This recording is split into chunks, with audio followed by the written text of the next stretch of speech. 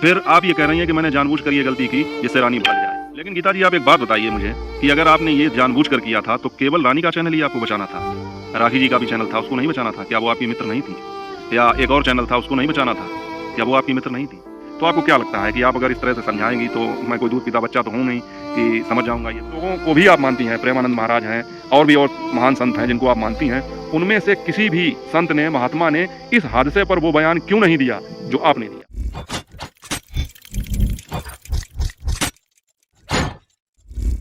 Hello YouTube family, स्वागत है आप सबका फिर से मेरे एक और नए ब्लॉग में। कैसे हैं आप लोग? आशा करता हूं बहुत ही स्वस्थ और मस्त होंगे। मैं हूं अमित और आप देख रहे हैं आपका अपना YouTube channel Amit Sangeeta blog. और साथियों, यूट्यूब पर तो हर समय कुछ ना कुछ चलता ही रहता है, कोई ना कोई नई कंट्रोवर्सी, कोई ना कोई विवाद, कुछ ना कुछ तो चलता ही रहता है। और साथियों, शाम का वक्त है, समय हुआ है लगभग 7-10 मिनट कम है 7 बजने में, और मैं आ चुका हूं फिर से एक और नया ब्लॉग लेकर। और जैसा कि आप लोग जानते हैं, इस समय यूट्यूब पर घमासान छिड़ा हुआ है। फिलहाल मैं बात कर रहा हूँ उस घमासान की जो गीता जी के दिए गए एक बयान से जारी हुआ या शुरू हुआ, जो उन्होंने विमान हादसे पर, जिसमें लगभग 275 लोग मारे गए थे, उनके लिए कुछ बातें कही थी। और आप सभी लोगों को अच्छी तरह से पता होगा कि उन्होंने क्या कहा था। उस पर मैंने 2 दिन पहले अपना एक वीडियो डाला था। उसका टाइटल था विमान हादसे पर ये कैसा बयान। तो आप लोगों ने देखा होगा, नहीं देखा होगा तो जाकर आप मेरे चैनल पर देख सकते हैं। और गीता जी के दिए गए इस बयान के कारण बहुत सारे लोग, जैसा कि उनके हर बयान के बाद में होता है, विवाद चालू हो जाता है। बहुत सारे वीडियोज़ आए, बहुत से लोगों ने उनके ऊपर जो है अपना रिएक्शन दिया। किसी ने अच्छी तरह से, किसी ने अपने तरीके से, सब ने अपना अपना रिएक्शन दिया। लेकिन मैं जो आज आपको बात बताने जा रहा हूँ, मतलब मुझे लगा ऐसा कि बताना चाहिए। हालांकि गीता जी ने तो मुझसे कहा था कि मैं वो बात ओपन ना करूं। कमेंट करके उन्होंने कहा था कि कमेंट डिलीट कर देना, कमेंट किसी को पता ना लगे। तो उसका यही मतलब हुआ कि वो नहीं चाहती थी कि मैं ये बात किसी के साथ शेयर करूं।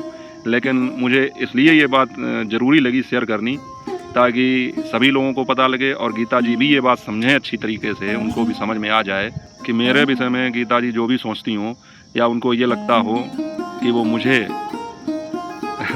समझा देंगी या वो अपने तरीके से मुझे बहला देंगी, तो ऐसा नहीं हो सकता है।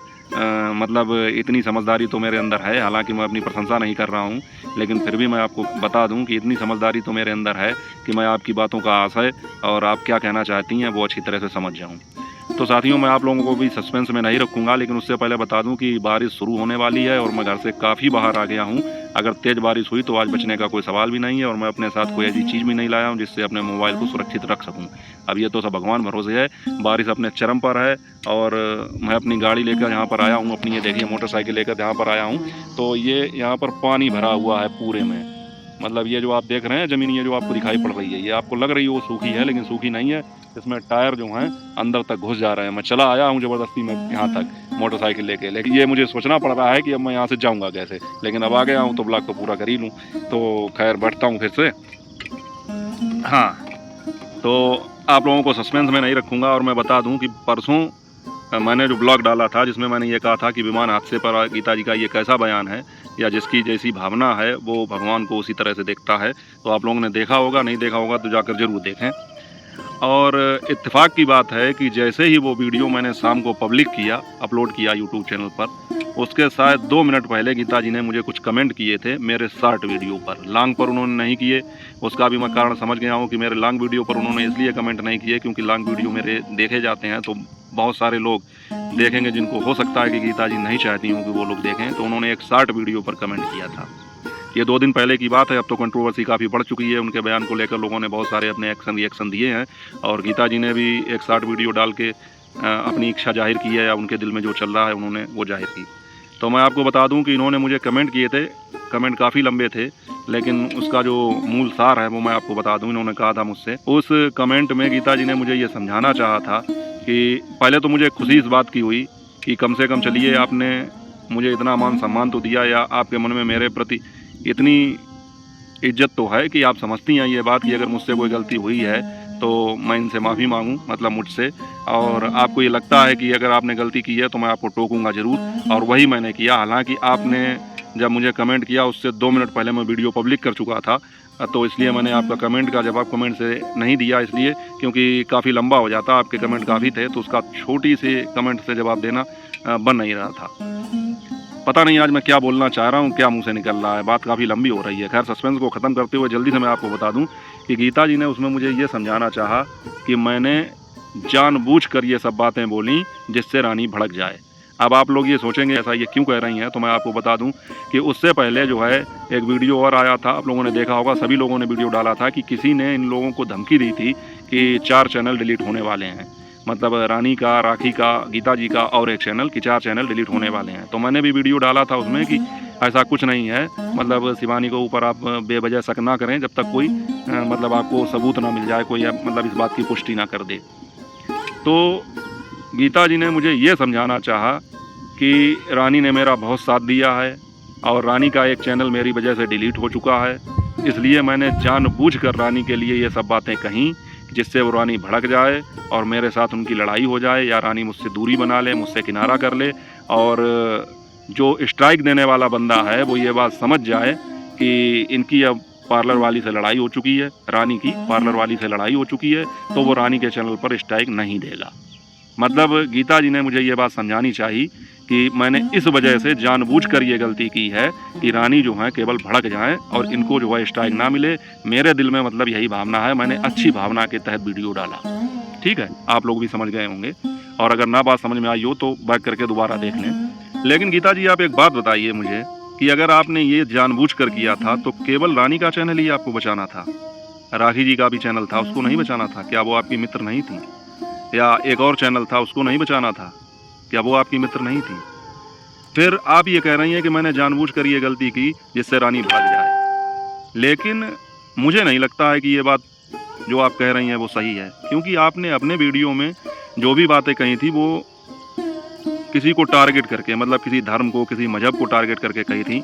हालांकि बाद में जो आपने अपना शॉर्ट वीडियो डाला उसमें आप ये कह रहे हैं कि मैंने दोनों धर्मों के लिए ये बात कही थी, लेकिन मुझे नहीं लगता उसमें आपने केवल किसी एक धर्म को टारगेट करके कही थी। अगर आप रानी के हित में सोच रही थी और आपकी अगर यही सोच थी कि रानी मुझसे केवल लड़ाई कर ले जिससे स्ट्राइक देने वाले बंदे को ये पता लग सके कि इनकी आपस में लड़ाई हो चुकी है और इन्होंने अब पार्लर वाली का साथ छोड़ दिया है, तो वो रानी को स्ट्राइक ना दे, यही तो आप कहना चाहती हैं, तो आपको पर्सनली रानी के लिए कुछ कहना चाहिए था। रानी के अंदर कोई कमी निकालती, रानी के अंदर कुछ ऐसा ढूंढती जिससे आपकी उनसे लड़ाई हो जाए। आपने किसी धर्म को टारगेट करके और फिर उसको विमान हादसे से जोड़ के ऐसा क्यों कहा?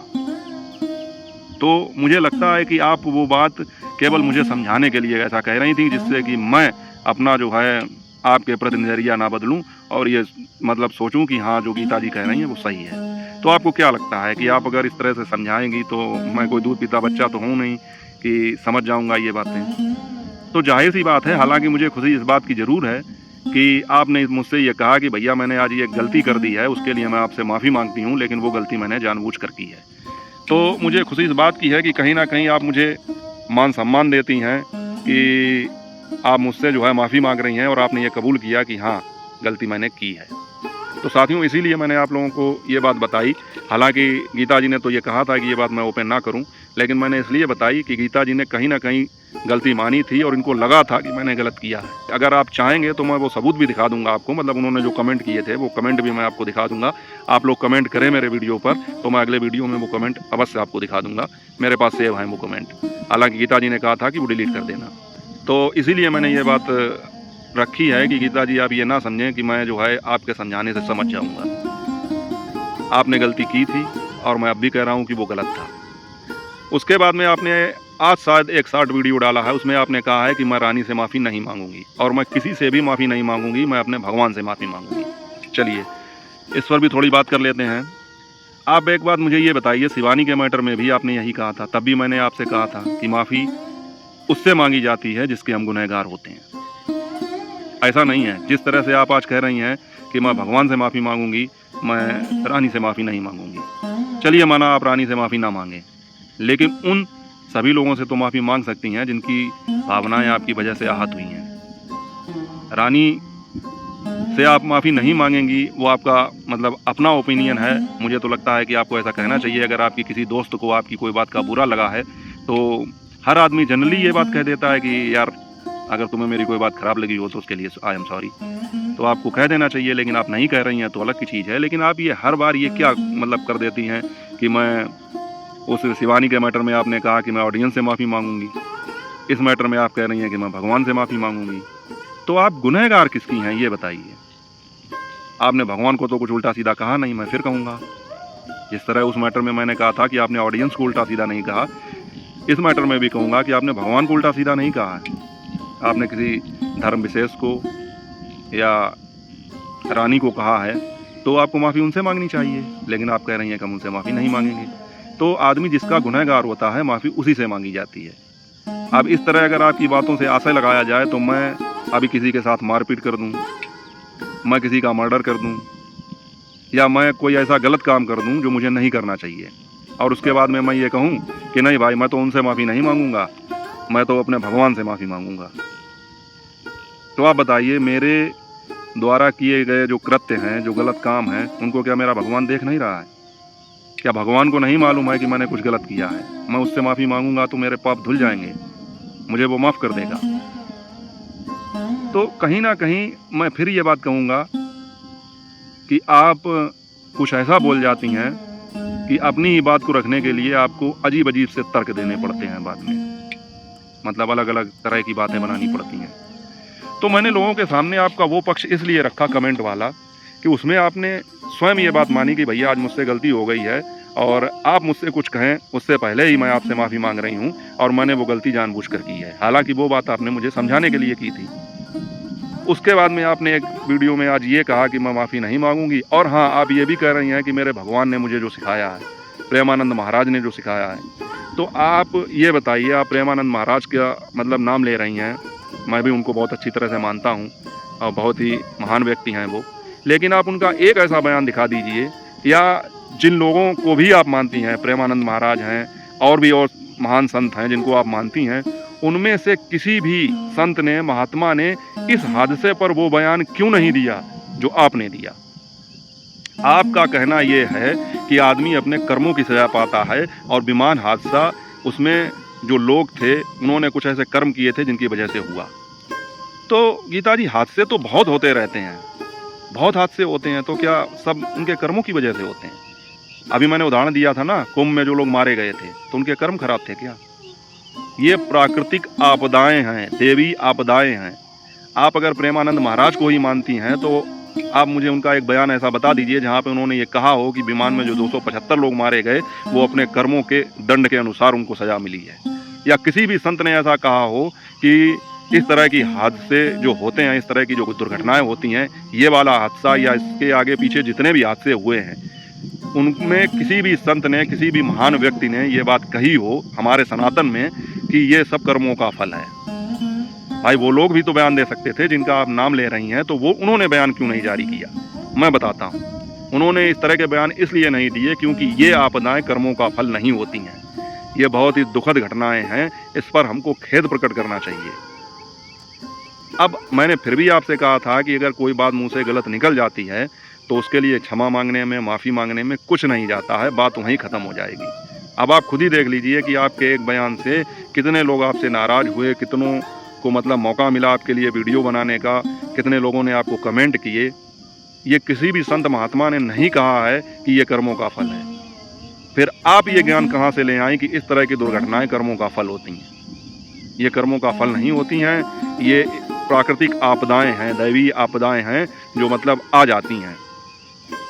तो इसके लिए हमें भगवान से प्रार्थना करनी चाहिए।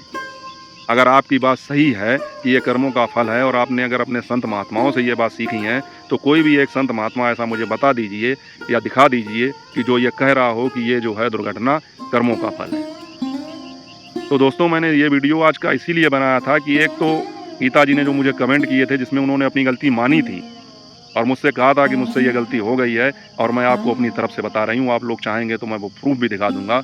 और दूसरी तरफ आज उन्होंने फिर एक बयान जारी किया जिसमें कहा कि मैं किसी से माफ़ी नहीं मांगूंगी, मैंने दोनों पक्षों के लिए ये बात कही। तो आपकी ये बात गलत है, आप ऐसा ना करें। मैं आपको समझाने का हर समय प्रयास करता हूँ क्योंकि आप कहीं ना कहीं मुझे लगता है कि मेरे बातों पर थोड़ा गौर करती हैं। बाकी मैं ये प्रयास करना उस दिन बंद कर दूंगा जिस दिन आप स्वयं मुझसे ये कह देंगी कि आप मेरे लिए कोई वीडियो ना बनाएं या आप मेरे विषय में कोई बात ना करें।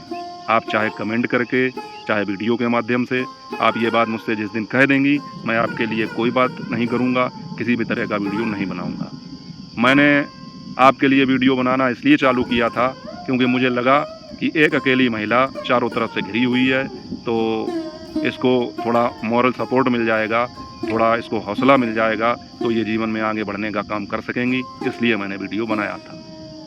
और आप इस वीडियो के बाद में क्या सोचती हैं कमेंट करके या वीडियो के माध्यम से ज़रूर बताएं। और मैं फिर आपसे कह रहा हूं कि कहीं अगर आपको लगता हो कि मैं आपके लिए कुछ गलत बोल रहा हूं तो आप बिल्कुल मुझे मना कर सकती हैं कि मेरे लिए भैया कोई वीडियो ना बनाएं या मेरे लिए किसी तरह की कोई बात ना करें। और आपको कम से कम मेरे स्वभाव से इतना तो पता चल ही गया होगा कि मैं बात का बहुत धनी आदमी हूँ। ऐसा मुझे लगता है कि जिस आदमी की बात नहीं है उसकी कोई औकात नहीं है। तो ठीक है साथियों, आज का वीडियो इतना ही। आप लोग क्या सोचते हैं इस बारे में, आपका क्या विचार है, कमेंट करके अपने विचार जरूर बताइएगा। और मिलूंगा जल्दी आपसे अगले ब्लॉग में। तब तक अपना और अपनों का ख्याल रखिए। और बरसात काफ़ी हो रही है तो हो सके तो लोगों की मदद करें। और जय हिंद, वंदे मातरम, नमस्कार।